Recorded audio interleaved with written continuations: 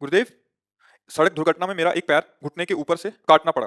अब तो मुझे ये लगता है कि मेरा पैर का काटना तो एक बहाना था, श्री जी ने मुझे भजन में लगाना था। देखो, शरीर में जो भी पीड़ा आएगी या हो चुकी है या है, वो हमारे कर्म का परिणाम है, किसी और के नहीं। एक मांडव्य ऋषि हुए, ऐसे हाथ उठा करके पैर के अंगूठे के बल मंत्र जाप कर रहे हैं। कुछ चोर लोग राजा के खजाने में सेंध लगा दी, चोरी करके निकल ही रहे थे कि सैनिकों को पता चल गया, उनका पीछा किया। भाग करके देखा ऋषि का आश्रम, अगर इसमें छुप जाते हैं तो हमारा बचाव पक्ष हो जाएगा। उनको पक्का लगा कि इसी आश्रम में गए होंगे, क्योंकि आगे आगे गए नहीं। तो आश्रम में गए गए तो माल सहित चोर मिल गए। तो उनको लगा कि ये आश्रम में इसलिए आए, हमें लगता है इस महात्मा का ये सब नाटक है और ये इन चोरों का साथी है और ये चोरी करवाता है। तो वो वैसे ही टांग ले गए उनको।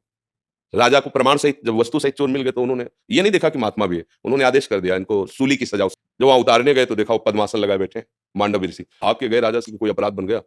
वो तो कोई सच्चे महात्मा थे। जिन बोले महाराज हमको लगा कि वो आश्रम में, तो कहा महाराज मुझे बिल्कुल पता नहीं था, आप क्षमा कीजिए, मेरे से अपराध बन गया। मैं तुम्हें दंड नहीं दूंगा, मैं सीधे धर्मराज को दंड दूंगा। वो सीधे अंतर्ध्यान में धर्मराज के पास पहुंचे और उन्होंने कहा मुझे बचपन से याद है कि मैंने कोई अपराध नहीं किया।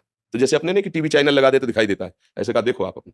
तो 8 वर्ष के थे, एक तितली के गुदा में कांटा डालने से ये महर्षि हैं, इतने सामर्थ्यशाली। तो बोलो, इतने बड़े ऋषि का कर्म, उनको दंड दिया ना, तो हमारे तुम्हारे कितने कर्म है?